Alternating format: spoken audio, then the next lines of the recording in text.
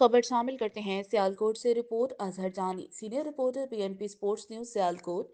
GSL edition 7 का खेले जाने वाला 18वां मुकाबला मास्टर 11 कराने चक ने रवाल शाहीन क्लब को शानदार मुकाबले के बाद 102 रन से हराकर यह मुकाबला अपने नाम कर लिया और जीएसएल एडिशन 7 में दूसरा लगातार मुकाबला अपने नाम कर लिया। पहले बल्लेबाजी करते हुए मास्टर 11 कराने चक ने 206 रन का एक शानदार हदफ सेट किया, जिसमें जैन लाडो पिंडी की जानिब से शानदार बल्लेबाजी रही।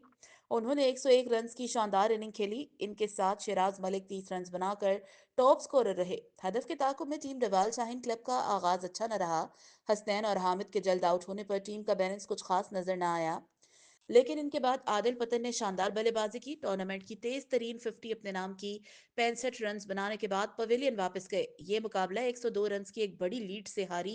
Man of the match Jain लाडो पिंडी को जीएसएल स्पोर्ट्स की जानिब से 4,000 रुपए और एक खूबसूरत ट्रॉफी इनाम दिया गया।